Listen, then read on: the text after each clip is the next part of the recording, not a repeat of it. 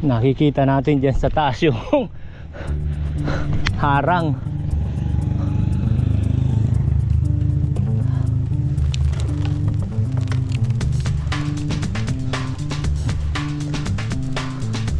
Ginigilan na ni Uncle.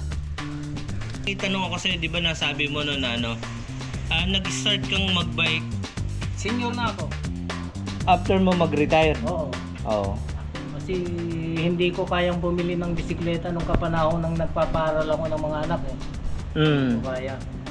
Eh nung retired na ako, eh siyempre para hindi ako naiinip sa bahay, ayun, naghanap din, may mga katropa ako sa probinsya, kaya na mag-bike. Ay, doon na nag-umpisa.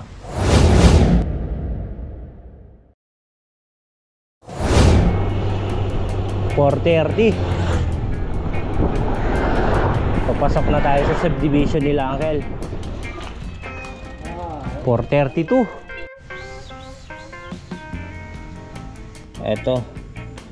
Ito yung ride namin ni Uncle, 116.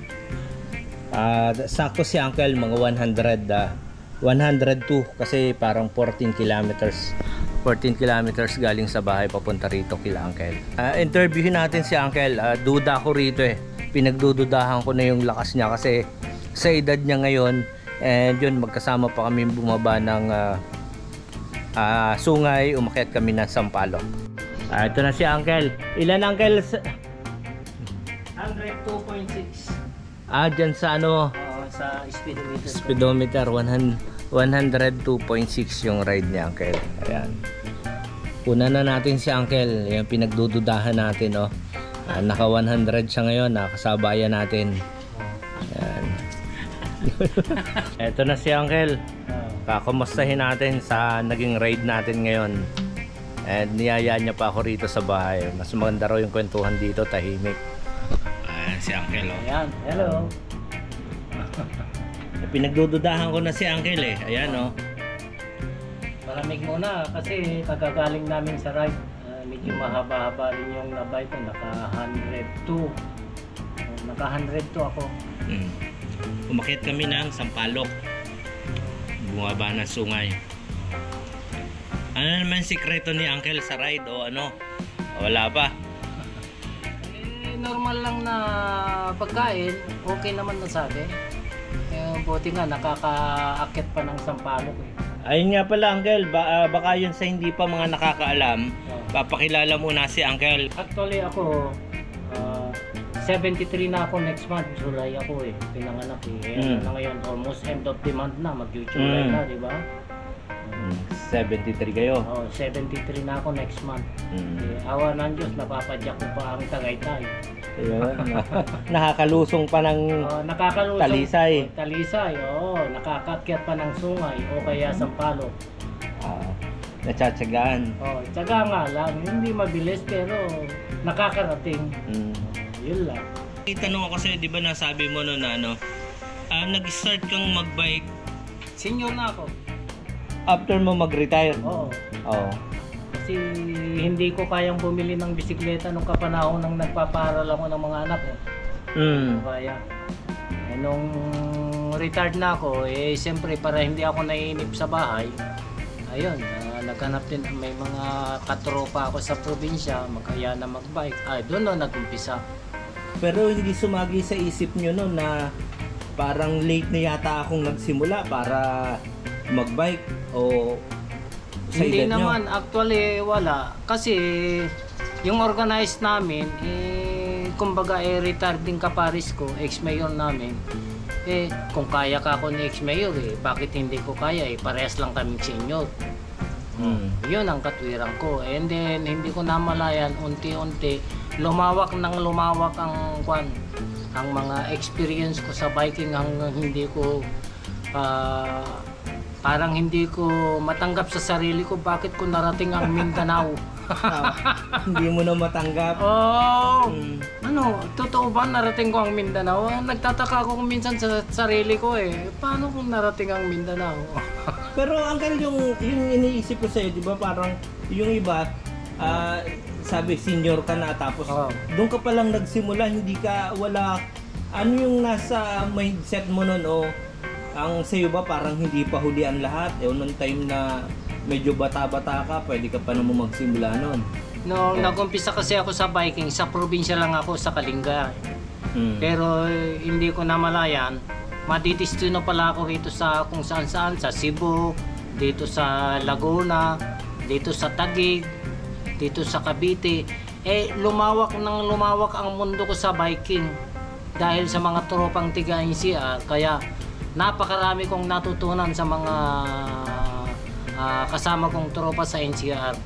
Yung tropa mo rito, yung una, saan ka nagsimula nung mga nakakasama mo sa ride? Kayo kaya nga ako naki-join sa Centurion Cycling Club kasi wala akong katropa Before Centurion, ano yung ibang grupo? Yung mga sundalo sa Bonifacio Naval Station, yun ang mga nag-aaya sa akin. Yung mga sundalo, yung mga Navy, mga Marines. Minsan-minsan, inaaya nila ako.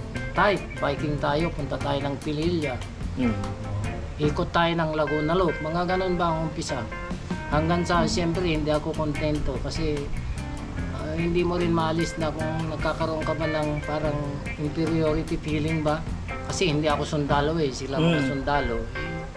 Parang bias. Pagdating sa training o parang dapat mas physically.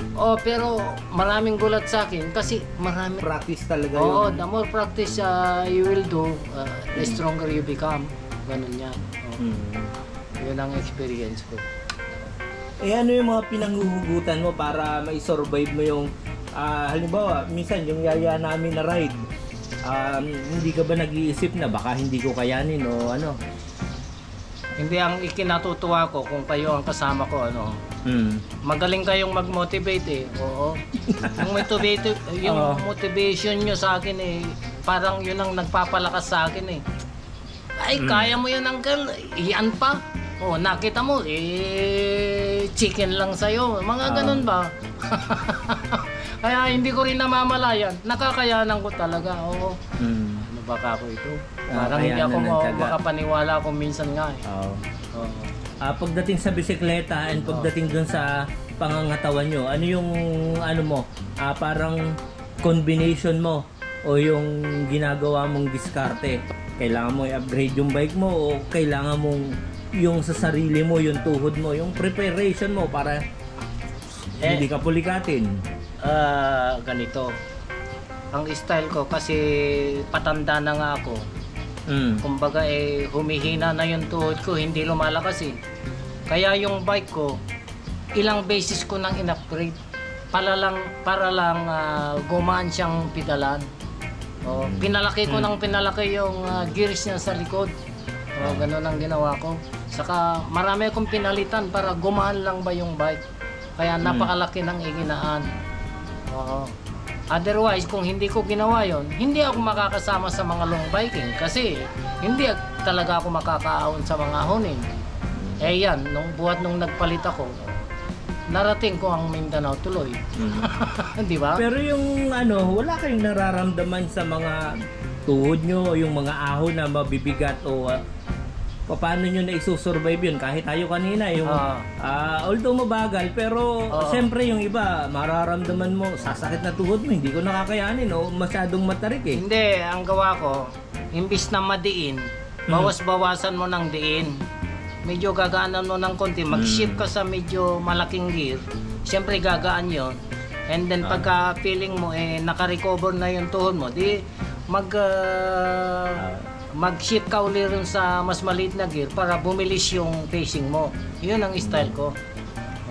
Hindi ko pinipilit na mabigat, pinipilit ko, hindi. Nandun ka sa light pagka talagang matarik. Nag-a-adjust ako ng gear. Saka may sarili akong pacing. Ang mahalaga sa akin, makarating ako ng destination. Hindi naman ako nakikikarera Kung kailangan magpahinga, magpahinga. Ganun ako. Pero nakakarating.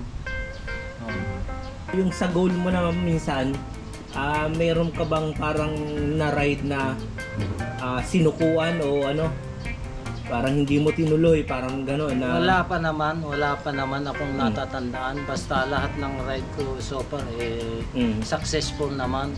Nakakarating sa destinasyon. Nakakabalik sa point of origin. Minsan na umaahon ka, ano yung mga nasa isip mo no na matatarik pa, malayo pa? Kung minsan dinadaan ko na lang sa'yo ko, yuyuko ko na lang, sige.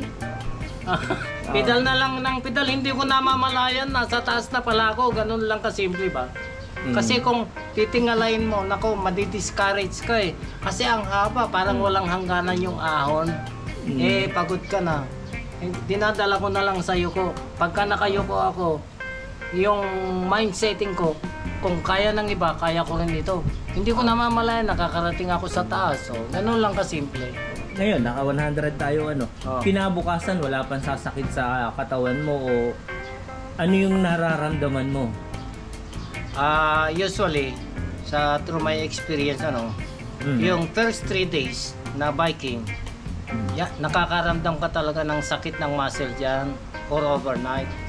Pero sa katagalan kong nagbabike na, almost mga 10 years na ako na nagbabike, yung succeeding na 4th day, 5th day, 6th day, doon napapawi na yung sakit, parang immune na yung mga muscle ko.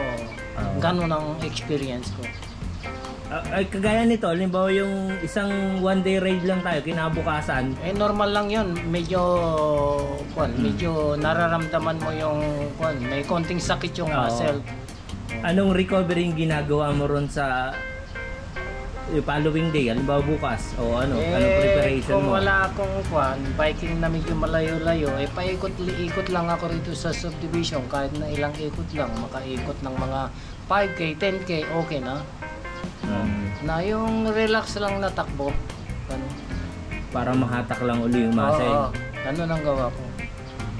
Malaking advantage ng biking para sa akin yung pagiging healthy ko. Kasi ikino-compare ko yung sarili ko sa mga kaedad ko. Sila mahina na ang katawan samantalang ako malakas pa.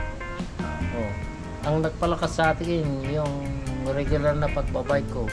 Totoo na nauubos yung panahon ko sa pagbabike, pero nakaka-exercise na ako, nakakapamasyal pa ako. Nalilibang ako sa sarili ko. Hindi ako nababagot na taong bahay lang. Kasi senior na nga eh. Yun ang advantage ng biking. Kaya yung iba yan na gusto ring ma-maintain ng good health, palagay ko huwag nyo sayangin yung panahon na wala kayong ginagawa. Kahit na paikot-ikot lang dyan sa kung saan-saan. At least, na-stretch yung mga muscles ninyo. Kahit paikot-ikot lang dito sa subdivision. Okay. Malaking bagay yun. Masarap kumain. Masarap matulog. Masarap huminga. Yung iba, mapera, hindi makakain. Hindi makatulog. Ako, masarap ang kain ko. Kahit na simpleng pagkain lang. Dahil pagod ako. Yung iba, ang katwiran kasi ng tao magpapakabagod ka lang sa ganun. Sayang lang. Hindi sayang kasi nagbe-benefit yung katawan mo, lumalakas ka Kaya yung katulad ko siguro pambihira na, magse-73 na ako, biro mo yung pinapadyak ko, kaya ko kung 100 kilometro lang. I-compare mo nga sa iba. Kaya yun ang malaking benefit ng biking. Hindi pa huli yung yung 60, hindi pa huli. Kasi nag-umpisa ako 60 na nag-bike. Pero nung 60 na yun, wala kayong nararamdaman sa sarili nyo o ano? Malakas pa. Malakas pa ang feeling ko sa sarili ko. Malakas pa. As in totally, hindi kayo nabahala na baka... Hindi.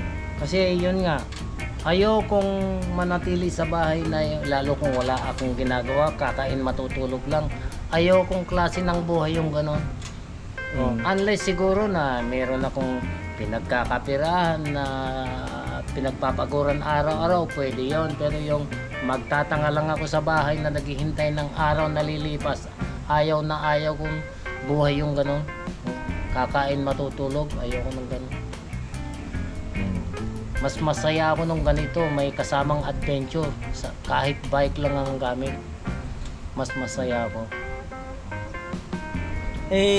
Ano naman uncle, yung umaakit tayo na nahihirapan ka o ano na hindi ba sumasagi sa'yo na baka hindi ko nakayanin to o ano, o yung sa sobrang tarik, o baka wala kang worry doon na tumirik ako, parang ganon, o? Hindi naman actually, kasi nararamdaman ko rin sa sarili ko kung kaya ko pa o hindi eh. Ngayon, kung medyo hirap ako, yun nga, binabawasan ko yung effort ko na umadyak sa pamamagitan ng pag-adjust ng gears ko sa likod.